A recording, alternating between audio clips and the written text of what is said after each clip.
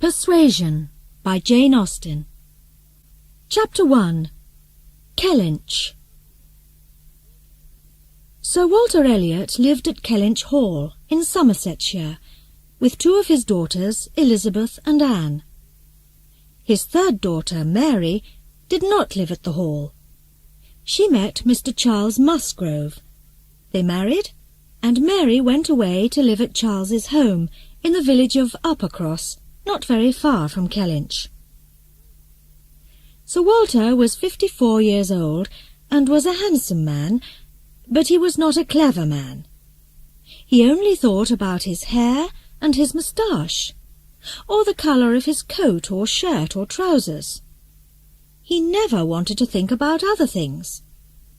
His wife, Lady Elliot, a beautiful, clever and friendly woman, was now dead.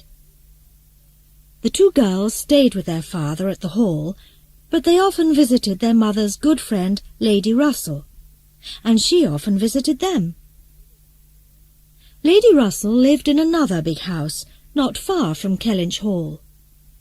She loved her friend's three daughters very much, but she loved the second daughter, Anne, more than the other two. Anne was a pretty but very quiet young woman. She was the cleverest of the three girls. She liked thinking. She liked talking to other people. She liked reading good books. But her father loved Elizabeth and Mary more than he loved Anne. He never talked about things with her. He wasn't interested in her. For Sir Walter, Anne was only Anne. Elizabeth looked after the hall with its big gardens and beautiful park, and Anne helped her. Mary sometimes came to visit them. Sir Walter, their father, never wanted to think about money. He liked buying new things for the house. He liked buying new jackets and shoes.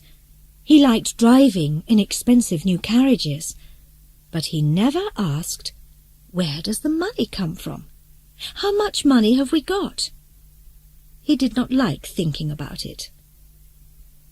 So after some years, the Elliot family didn't have much money. Sir Walter spoke to Elizabeth about it. Elizabeth spoke to Lady Russell about it. She asked Lady Russell to help them. "What can we do?" she asked her mother's old friend. "I do not know, but I can ask my friend Mr. Shepherd," Lady Russell answered. "He is clever with money. He can help us." Lady Russell came to the hall with her friend Mr. Shepherd.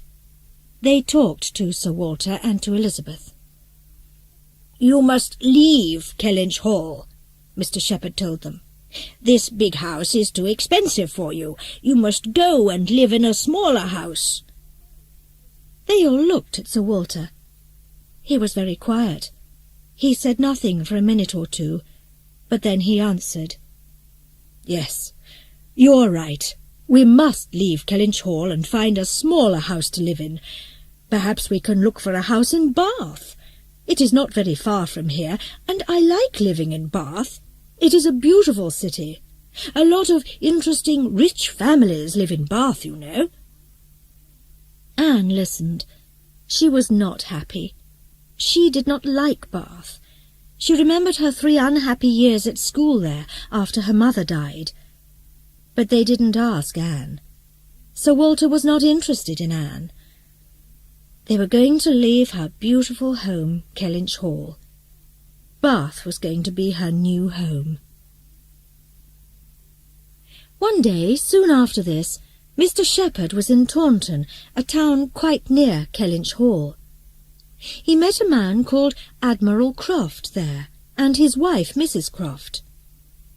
The Crofts had no children, and they were rich. Admiral Croft and his wife wanted to find a big house in Somersetshire, near Taunton. "I'm in the Navy," the Admiral told Mr. Shepherd, "but I have a holiday now for some months, and I want to take a nice, quiet house near here for a holiday." Mr. Shepherd told Admiral and Mrs. Croft about Kellynch Hall. They were very interested. They wanted to see it. "When can we visit Sir Walter Elliot and see his house, do you think, Mr. Shepherd?" asked Mrs. Croft. Mr. Shepherd asked Sir Walter the same question, and the Crofts visited the Hall with Mr. Shepherd one afternoon a week later for tea. They met Sir Walter, Elizabeth and Anne, and they all sat together and had tea. The Admiral and his wife liked the house and its gardens very much. They asked many questions about it. Mr. Shepherd wanted to know more about the Crofts too, so he asked them some questions.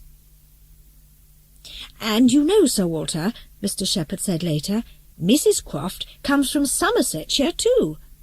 Her brother lives quite near Kellynch, she said. But what did she say her brother's name was now? I cannot remember."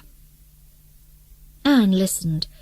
She waited, and then said quietly, "Mr. Wentworth is his name, I think." "That is the name, Mr. Wentworth. Thank you, Miss Elliot." Anne stood up suddenly and walked quickly out into the garden. She was excited. Her face was hot and red, and she did not want the other people in the room to see. "In a few months, perhaps, he is going to be here, at Kellynch," she said quietly. Mrs. Croft had 2 brothers. One of her brothers lived near Kellynch in Somersetshire, but her second brother was a young officer in the Navy. His name was Captain Frederick Wentworth. Some years before, in the summer of 1806, the young Captain Wentworth came to stay with his older brother in Somersetshire. He was a very handsome, clever and strong young man. He met Anne, a pretty young 19-year-old girl, and the 2 young people soon fell in love. They were very happy together, but only for a short time. Captain Wentworth spoke to Sir Walter one day. "Your daughter Anne and I are in love, sir," he said. "We are very happy together. I am here to ask you, Sir Walter, for your daughter's hand. We want to marry." Sir Walter did not say yes or no. He was cold and unfriendly to Captain Wentworth, and he was not interested in his daughter Anne. He did not want to help her to marry the young man she loved. He did not want Anne to be happy. Lady Russell wanted Anne to be happy, but she, too, did not want Anne to marry Captain Wentworth. She thought Anne was too young. Anne was only 19, and Captain Wentworth had no money. She wanted Anne to wait and find a richer, more important man to marry, not a young officer in the Navy. Anne listened carefully to Lady Russell. The older woman's persuasion slowly began to work. Slowly, Anne started to think her love for Captain Wentworth was wrong. "Perhaps I am too young," she thought, "and perhaps I cannot help Frederick to be happy. I must think of his work in the Navy. Perhaps he can do better without me. Perhaps Lady Russell is right. I know she loves me and is my friend." She saw Captain Wentworth one last time that summer. Her face was very sad. "I am very sorry, Captain Wentworth," she said to him, "but I cannot marry you." "But we are happy together, Miss Elliot," he answered. "I do not understand this. Why?" "I cannot say," Anne answered, "but that is my last word. We cannot marry." Captain Wentworth left Kellynch Hall that afternoon, and soon he left the country. He went to sea again in his ship. Anne changed. She was quieter. Her pretty face was often sad. She loved Captain Wentworth. She was not going to marry Captain Wentworth, so now she did not want to marry anybody. For more than 7 years, Captain Wentworth did not come back to England. He was now a rich man, and he was going to be in Somersetshire again, perhaps at Kellynch Hall, with his sister, Mrs. Croft. Chapter 2. Uppercross. Sir Walter and Elizabeth moved to live in a house in Bath early in September. Admiral and Mrs. Croft were going to arrive to live at Kellynch Hall later that month. Anne's younger sister Mary was ill, so Anne did not go to Bath with her father and her older sister in September. She went to Uppercross to stay with Mary and her husband Charles for some weeks. She was going to help Mary with her 2 young children. Lady Russell drove Anne to Uppercross in her carriage. Uppercross was a beautiful old English village, about 3 miles from Kellynch Hall. Charles's mother and father, Mr. and Mrs. Musgrove, and his 2 younger sisters lived in the biggest house in the village, and Charles and Mary lived in another, smaller house near there, Uppercross Cottage. Anne liked the cottage, with its garden of flowers and fruit trees. Anne liked Mary's husband, Charles, too, and she liked Charles's 2 younger sisters, Henrietta and Louisa. They were pretty girls, 19 and 20 years old. They liked dancing and singing and meeting new people. They were happy, friendly girls, and they liked Anne very much. On the 29th of September, Admiral and Mrs. Croft arrived to live at Kellynch Hall. Soon after that, the Crofts came to visit the Musgroves in the big house, and Mary and Anne at the cottage one afternoon. Charles was not at home, but Mary sat and talked to the Admiral, and Anne talked to Mrs. Croft. Suddenly, Anne heard the Admiral say to Mary, "One of Mrs. Croft's brothers is coming to stay with us soon at Kellynch Hall, you know." "Which of Mrs. Croft's brothers is that?" asked Mary. "I understand she has 2. "Yes," the Admiral started to answer. "That is right. It is—" But he did not finish his answer. Mary's 2 little boys wanted him to go and play, and they pulled him away to another corner of the room. Mr. and Mrs. Musgrove came to have dinner at Uppercross Cottage that evening with Henrietta and Louisa. Henrietta came with her mother and father in their carriage, but Louisa wanted to walk to the cottage through the park, and she arrived at the cottage first. "Mrs. Croft's brother, Captain Wentworth, is back from sea, and Mrs. Croft says he is coming to stay with them soon at Kellynch Hall," said Louisa excitedly. "Did the Crofts tell you that when they were here this afternoon? Mother says he is a very handsome young man. He was here in Somersetshire 7 or 8 years ago, she says, and he is now an officer in the Navy." Some minutes later, Mr. and Mrs. Musgrove arrived with Henrietta, and they all talked for some time about the visit of Captain Wentworth to his sister at Kellynch Hall. "I must be ready to hear the name of Captain Wentworth at any time now," Anne thought sadly, "and I must be ready to meet him again soon, too. I must try to forget my love for him."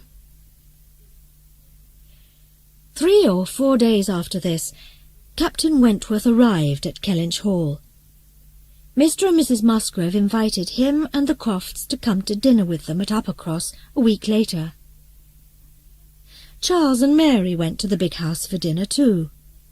Anne stayed with their 2 children at the cottage. So Charles and Mary met Captain Wentworth for the first time.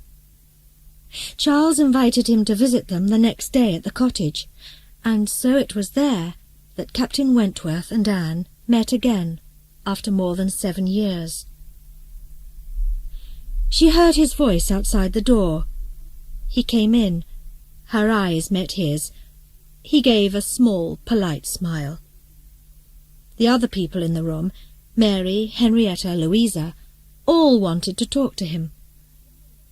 Charles came in and said something to him, and then the 2 men left. Henrietta and Louisa left a minute or 2 after them, and Anne tried to listen to Mary. She tried, but she heard nothing. The only words in her head were, "He was here. He was here in this room." From that day, Captain Wentworth and Anne were often together in the same room. He never talked much to Anne, but she listened to him often with the other people in the house. He talked a lot to Henrietta and Louisa. They often sat next to him, and they asked him about the navy and about his visits to other countries. They liked listening to his stories of the sea. He was a very handsome man, and after some days Anne saw the two young girls were in love with him. They laughed a lot together, and he was happy to be with them. With Anne, he was always quiet and polite, but he was not warm or friendly, and he never laughed with her. Soon Captain Wentworth was at Uppercross 4 or 5 times a week.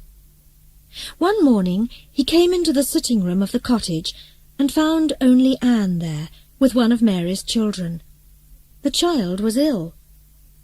Usually other people were in the room with him and Anne, but that morning only Anne and the child were there. "Oh, I am sorry, Miss Elliot," he said. He stopped near the door. "I thought the two Miss Musgroves were here." Then he walked quickly to the window and looked out. He had nothing more to say to her. "They're coming in a minute, I think," said Anne. She wanted to stand up and run out of the room. She did not want Frederick to be polite and cold to her. "But I must stay in the room and talk to him," she thought. "What can I say to him? And what can he say to me?" Suddenly Mary's younger child, Walter, ran into the room and jumped up on Anne's back. Carry me, please," the child sang. "No, Walter, I do not want to play with you now. Please get down, you are heavy." The child did not move. He did not want to get down. He wanted a game. He stayed on her back. "Walter, please," Anne tried again, but the child did not move.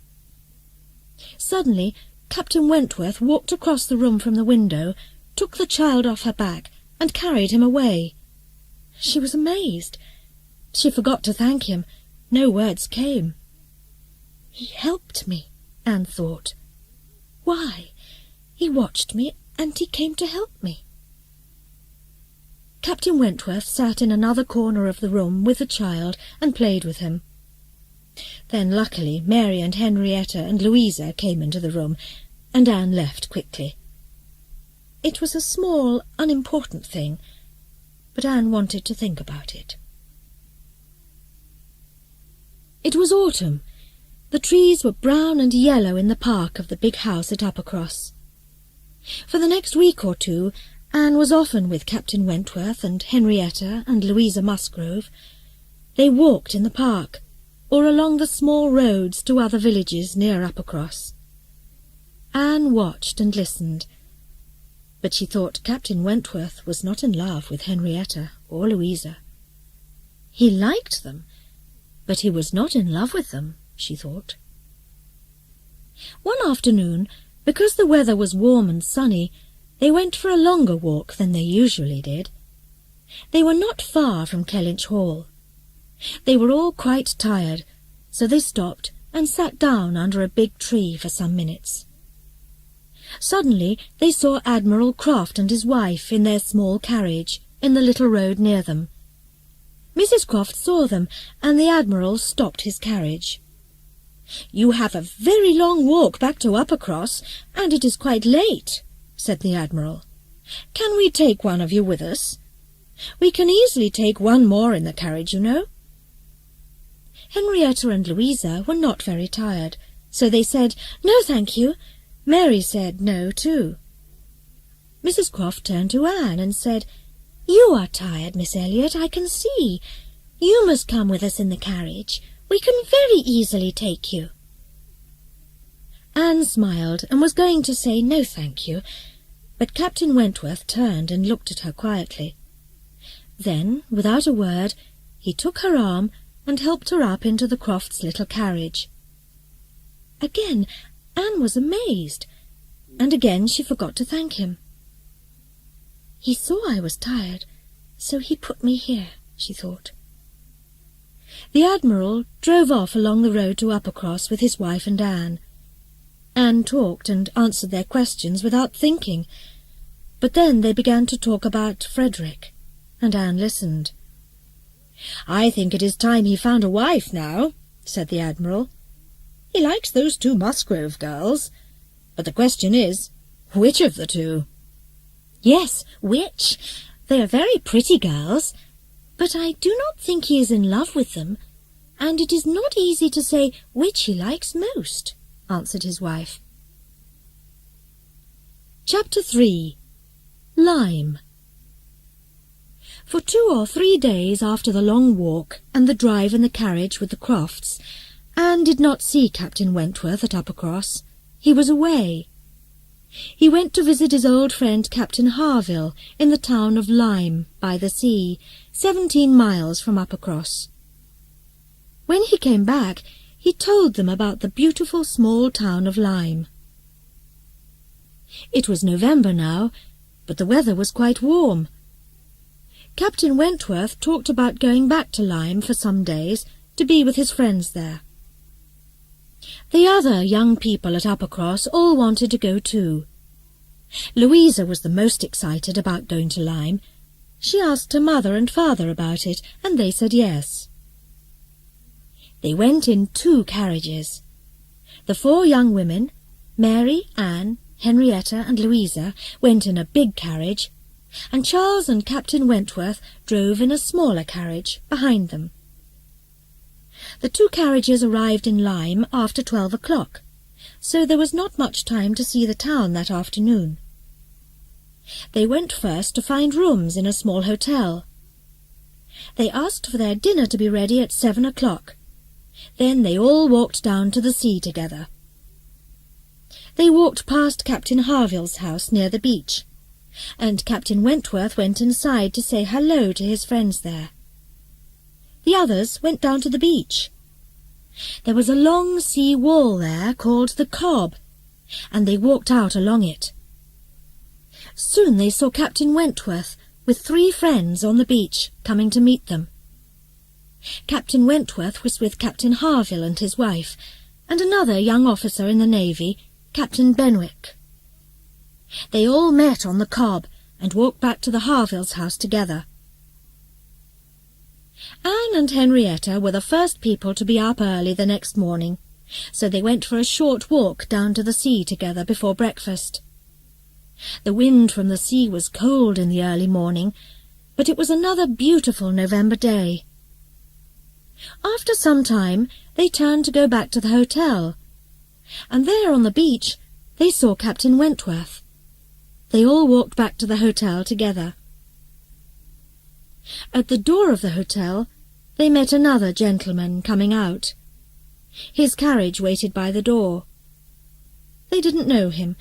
He was about 30 years old, not handsome, but he had a nice face. He moved back quickly and opened the hotel door for them very politely. "Thank you, sir," said Anne. She looked at the polite gentleman, and she saw in his eyes that he thought she was beautiful. Anne was very pretty that morning, after her walk in the early morning by the sea. Captain Wentworth saw the quick look in the polite gentleman's eyes too, and he looked more carefully at Anne. His eyes suddenly seemed to say, "Yes, you are beautiful this morning. This is the same Anne Elliot I knew and loved more than 7 years ago." At breakfast, Captain Wentworth asked one of the people in the hotel about the gentleman at the door. "Can you tell us his name?" "Yes, sir," the man answered. "That is Mr. William Elliot. A very rich gentleman, sir. He arrived by ship last night from Sidmouth. He's going from here to Bath, and then to London, I think, sir." "William Elliot," said Mary. "That must be our cousin, Anne, and here in the same hotel with us. He is going to be the next head of the Elliot family when father dies, you know, Captain Wentworth." "I'm happy to know that the next head of the family is a gentleman," Anne said, but she left her words unfinished because Captain and Mrs. Harville and Captain Benwick arrived and took them for a walk in Lyme. They walked first through the streets of the old town. Then Louisa said she wanted to walk along the Cobb again, so they all went back to the beach. The Harvilles did not come with them. Captain Harville had a bad leg, and he was tired, so they stopped at their house. Captain Benwick walked on with them to the Cobb. The wind was quite strong on the sea wall, so they all went down to the beach below it. Louisa wanted to jump down from the wall, and Captain Wentworth gave her his hand to help her. She smiled and jumped, but she did not catch his hand, and she fell. Her head hit the beach hard. She did not move. They all stood without speaking. Then Henrietta started to cry, "Louisa! Louisa!" "She is dead," said Mary, her face white. Captain Wentworth took Louisa's head in his arms. His face was as white as Louisa's. Charles and Anne took Henrietta's arms and helped her to sit down before she too fell. "Somebody help me, please," said Captain Wentworth. Help him, said Anne. "Leave me. I can easily look after Henrietta. Help Captain Wentworth with Louisa, quickly."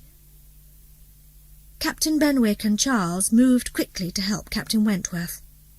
"A doctor," said Anne. "We must get a doctor." "That is right, a doctor," Captain Wentworth said. "I know where the doctor lives," said Captain Benwick, and he started to walk quickly along the Cobb to the beach and to the town. "What can we do for her, Anne?" Charles asked. Captain Wentworth turned to Anne for help too. "We must carry her to the hotel, slowly and carefully," said Anne. They started to carry Louisa slowly along the sea wall.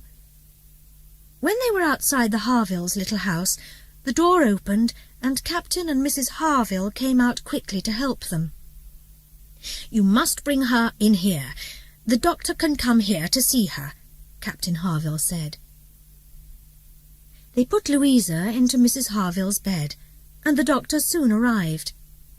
He looked carefully at the cut on Louisa's head. "No, she is not dead, but this is a very bad cut," the doctor said.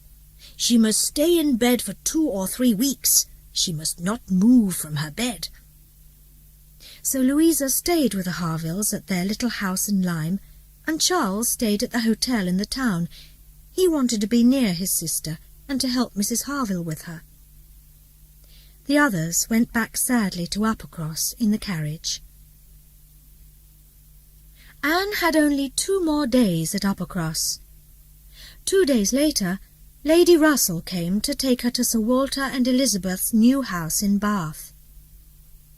It was a dark day, with rain in the sky, when Anne drove away from Uppercross with Lady Russell to Bath. They knew, from one of Elizabeth's letters to Lady Russell, that Mr. Elliot, the gentleman at the hotel in Lyme, was now in Bath. "And I hear he is a very handsome young man, Anne," said Lady Russell. "It is going to be very interesting to meet the next head of the Elliot family, I think." Anne did not say a word. Chapter 4. Bath. Sir Walter's house in Bath was in Camden Place, one of the best streets in the city. Many rich and important families lived in Camden Place, so Sir Walter and Elizabeth were happy. Anne's father and sister were happy to see her and show her their new house. They told her about their new friends in Bath, about the people they did or did not want to know in Bath, about the tea-shops and other good shops in Bath. They did not ask about Uppercross or Kellynch. They were only interested in Bath. Anne listened politely. "And our cousin Mr. Elliot came to see us too, Anne," said Elizabeth happily. "He arrived in Bath some days ago and called to see us. Father did not much like him when he was a younger man, but now he is a nice, handsome young gentleman, and Father likes him very much. He is staying in Bath for the winter too." "He came to visit us 4 or 5 times last week," said Sir Walter. Had dinner with us last Thursday. A very polite young man." Anne listened to all this. "Why does Mr. Elliot suddenly want to know my father and my sister?" she thought. "Why is he suddenly interested in us after all this time? Perhaps it is Elizabeth he is interested in, and not father." All through dinner they talked about Mr. Elliot, and suddenly, after dinner, Mr. Elliot arrived to visit them. When he came into the room, he was amazed to see Anne there, but very happy to meet her again. "Miss Anne Elliot, my cousin, and we were in the same hotel together in Lyme. I am very happy to know your name this time," he said. He sat down with them, and they talked about Lyme and the hotel there, and Anne told him about Louisa's accident. He stayed for an hour. He liked sitting and talking to Anne. The time went very quickly. The winter weeks went by, and Anne got to know Mr. Elliot better and better. She did not understand why he was suddenly interested in them after 10 years without knowing them, but she slowly started to like him. He was always friendly and polite to her, sometimes too friendly and too polite, perhaps, she thought. Her friend, Lady Russell, liked Mr. Elliot. She thought he was interested in Anne, and was perhaps in love with her. Perhaps he was the rich and important husband Lady Russell wanted to find for Anne. Anne did not think this. She told Lady Russell one day that she was not interested in marrying Mr. Elliot. Anne also met an old school friend called Mrs. Smith, and started to visit her quite often. Mrs. Smith was ill and did not go out much. She had no money. Her husband was dead, and she lived very quietly in 2 small rooms not far from Camden Place. Anne always liked visiting Mrs. Smith. Lady Russell often took her to Mrs. Smith's house in her carriage, and then Anne sat and talked to her friend all morning. Mrs. Smith was a clever woman, and was always happy and friendly. She never talked about her illness to Anne. February came. One day a thick letter came from Mary in Uppercross too. It came to Bath with Admiral and Mrs. Croft. They were in Bath for some weeks, because the Admiral wanted to see a doctor there, and to visit some old friends from the Navy. Mary's letter told Anne that Louisa was better after her accident, but that she was in Lyme with the Harvilles. Louisa and the young Captain Benwick were in love, Mary said, and Captain Benwick wanted to marry her. "So Louisa is not going to marry Captain Wentworth, you see, and we all thought that Captain Benwick was in love with you when we were in Lyme, but we were wrong," Mary wrote. Anne was very happy for Captain Benwick and Louisa. She was also happy to know that the Crofts were in Bath now, and to know that Captain Wentworth was not going to marry Louisa. The Crofts came to visit them, and Anne often saw the Admiral and his wife walking in the town. She saw that they were always very happy when they were together.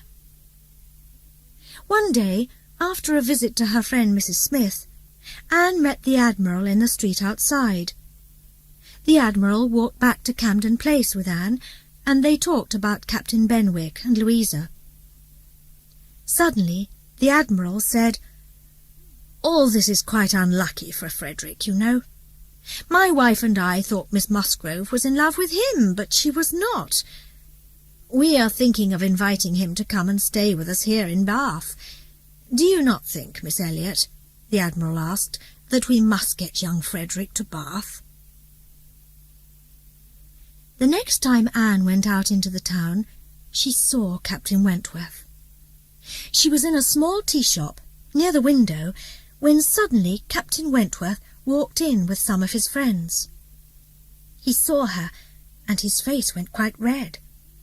She saw in his eyes that he was at the same time amazed and sad, but perhaps happy to see her again. He spoke to her, and then turned quickly away and spoke to one of his friends, but he was not cold. and he was not friendly to her. After a minute or two, he turned to her again. "You are going home, I see, Miss Elliot, but it is raining and you have no coat. Can I help you to find a carriage? You cannot walk home in the rain." "Thank you, Captain Wentworth, but no. I am going with Mr. Elliot, my cousin. He is walking home with me. Ah, here is Mr. Elliot now." Captain Wentworth remembered Mr. Elliot very well. The man outside the hotel in Lyme, looking at Anne in the early morning and thinking she was beautiful. Mr. Elliot came in quickly, and because of the rain, he wanted to leave the tea-shop quickly, before it rained harder. She only had time quickly to say, "Good morning to you," to Captain Wentworth, before she was out in the street, walking home with her hand under Mr. Elliot's arm. But many questions about Captain Wentworth danced in her head. Was he unhappy about Louisa's marriage to Captain Benwick? Was he happy to see her in the tea-shop? How long was he going to stay in Bath with his sister? Nothing happened for a day or two. Then an important friend of Sir Walter invited all the Elliots to go to the theatre one evening. They arrived early at the theatre and waited by one of the fires inside. Suddenly the door opened and Captain Wentworth came in. Anne was nearest to him. "How do you do?" she asked when he saw her. He stopped, and they talked for a minute or two about the weather in Bath and about the Crofts. Then they had nothing more to say, but he did not leave her. Suddenly he started to speak again, about Louisa's accident, and her love for Captain Benwick. "He wants me to understand that he was not in love with Louisa at Uppercross and in Lyme," she thought. "Is he trying to tell me that he loves me?" she thought. When they went into the theatre, Anne walked without seeing anything, without hearing anything. She was very, very happy. Mr. Elliot sat next to her, but it was difficult to listen to him, to talk to him, to think. Captain Wentworth was with his friends, quite near them, and she knew that he watched her with Mr. Elliot. She saw his face change when he saw them together. He did not like to see her with her cousin, the polite Mr. Elliot. For a minute she was happy that he did not like it. She knew now that he loved her, after all this time. But then she thought, "I must show Frederick that I do not like this cousin, this Mr. Elliot, that he is nothing to me. But how can I tell him?" The next afternoon Anne went again to see her friend Mrs. Smith. She wanted to tell her all about the evening at the theatre. She knew her friend liked to hear everything. "I know you had a very good evening, Anne," said Mrs. Smith. "I can see in your eyes that you are happy today, that last night you were with the man you love more than all the world." Anne's face went red. How did Mrs. Smith know about Captain Wentworth? "But please tell me, Anne," Mrs. Smith went on, "does Mr. Elliot know about me? Does he know that I am in Bath?" "Mr. Elliot?" Anne asked. "Do you know Mr. Elliot?" She suddenly saw Mrs. Smith's mistake. Her friend thought that Anne was in love with Mr. Elliot. "Yes, I know William Elliot very, very well," Mrs. Smith said, quietly and sadly. "And I can see that you are in love with him, that perhaps you are going to marry him." "Marry Mr. Elliot?" Anne was amazed. "I am not going to marry Mr. Elliot. It is not Mr. Elliot that I—" She stopped. "Why did you think that?" she asked. "Because I know you are often together, and I know some of your friends here think the same thing too." She suddenly smiled again. "But I am very happy to hear that you are not in love with Mr. Elliot, and that you are not going to marry him." "Why are you happy about it?" Anne asked, and so Mrs. Smith told her about Mr. Elliot. "He is a cold, dark man," she said. She was angry now. "When I was young, before my husband died, Mr. Elliot was my husband's best friend. My husband loved him.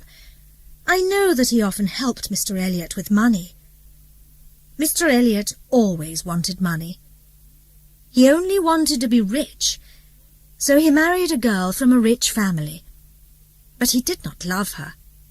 Her money was all he wanted. When Mr. Elliot had a lot of money, he turned away from my husband. He didn't want to know him. When my husband was ill and when he died, he left me with no money. Mr. Elliot did not want to help me or hear about me. Then last year his wife died too, and he had all her money. The next thing he wanted was to have an important name, to be Sir William Elliot, the head of the Elliot family. So he came back to Somersetshire, to Bath, and tried to get to know your father and sister again. He is only interested in William Elliot. He is never interested in other people. He is a very bad man." Anne listened to Mrs. Smith's story, and she read some letters from Mr. Elliot to her friend and to her dead husband. She saw that her friend's story was all true. Mr. Elliot was a very bad man. She went home. She was happy that Mr. Elliot was away from Bath for a day or two. There were a lot of things to think about, and she must tell Lady Russell the story about him. She must ask Lady Russell to help her.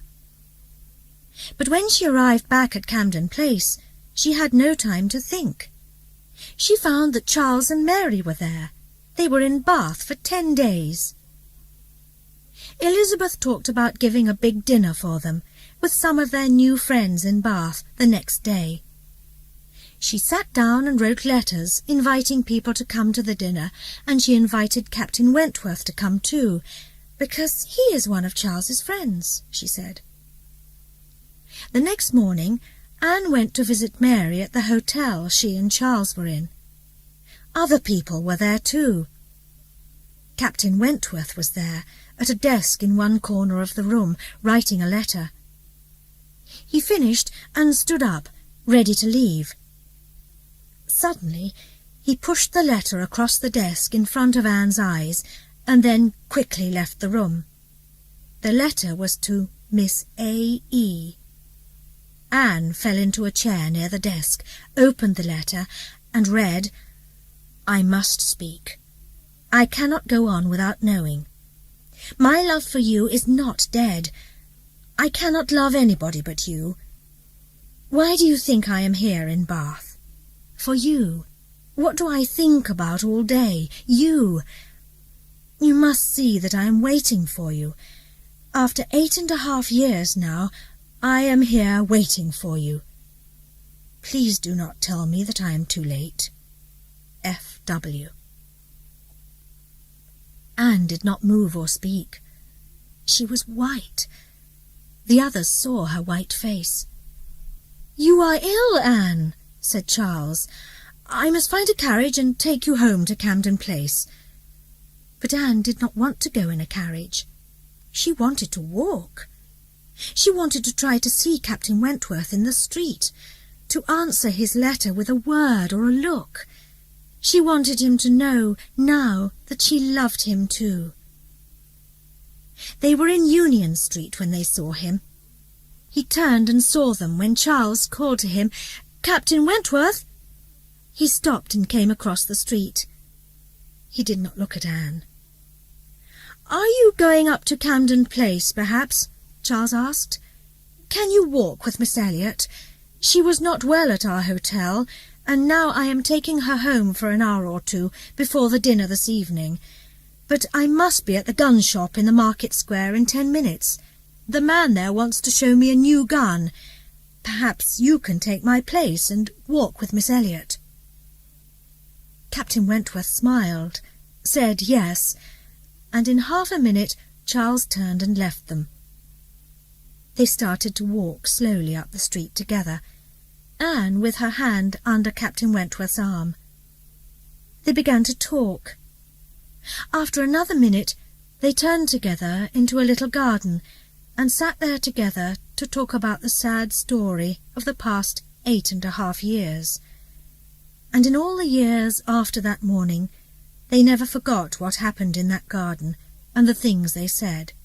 They talked about the past 4 or 5 months, of Uppercross, of Henrietta and Louisa, of their days in Lyme, and of the love they now knew they had. By the time Anne and Captain Wentworth arrived back at Camden Place, they were 2 of the happiest people in the world. Anne and Captain Wentworth were to be married in the spring. When Mr. Elliot heard this, he soon left Bath. He did not want to marry Elizabeth, and he knew that Anne knew his story from her friend, Mrs. Smith. Lady Russell, too, started to like Captain Wentworth. She wanted most to see Anne happy. She saw now that Captain Wentworth loved Anne and that Anne loved him, that all Anne wanted in the world was to be the wife of this handsome young officer.